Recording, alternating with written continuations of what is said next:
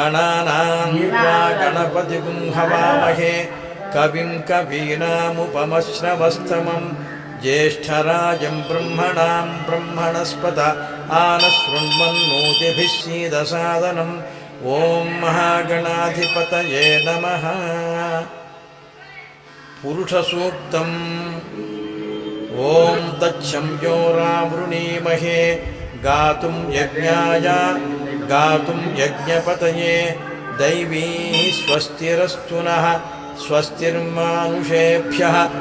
ऊर्ध्वं जिगातु भेषजं शं नो अस्तु द्विपदे शं चतुष्पदे ओं शान्तिः शान्तिः शान्तिः। ओं सहस्रशीर्षा पुरुषः सहस्राक्षः सहस्रपादु स भूमिं विश्वतो वृत्वा अत्यतिष्ठद्दशाङ्गुलं पुरुष एवेदगुं सर्वं यद्भूतं यच्च भव्यम् उतामृतत्वस्येशानः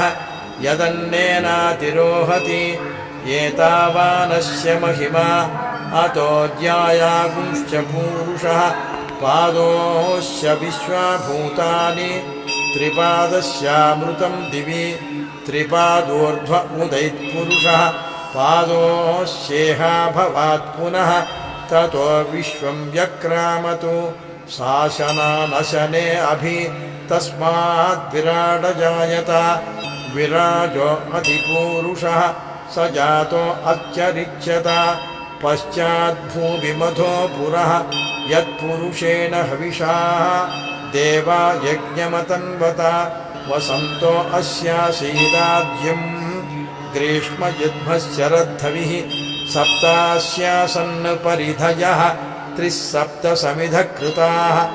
देवा यद्यज्ञं तन्वानाः अबध्नन् पुरुषं पशुं तं यज्ञं बर्हिषि प्रोक्षन् पुरुषं जातमग्रतः तेन देवा यजन्ता साध्या ऋषयश्च ये तस्माद्यज्ञात् सर्वहुतः सम्भृतं वृषदाज्यं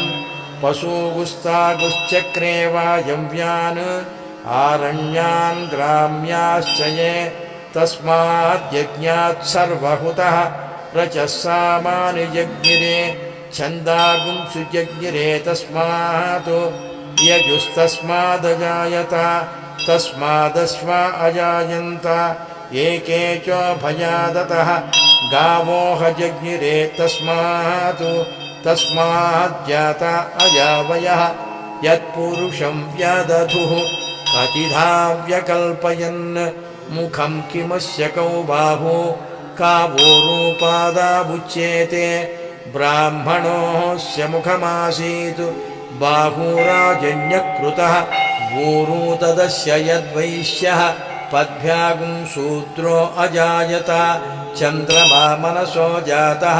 चक्षोः सूर्यो अजायत मुखादिन्द्रश्चाग्निश्च प्राणाद्वायुरजायत नाभ्या आसीदन्तरिक्षं शीर्ष्णोद्यौ समवर्तत पद्भ्यां भूमिर्दिशश्रोत्रात् तथा लोकागुम् अकल्पयन् वेदाहमेतं पुरुषं महान्तम् आदित्यवर्णं तमसस्तु पारे सर्वाणि रूपाणि विचित्य धीरः नामानि कृत्वाभिवदन् यदास्ते धाता पुरस्ताद्यमुदा जहार शक्रप्रविद्वान् प्रतिशश्चतस्रः तमे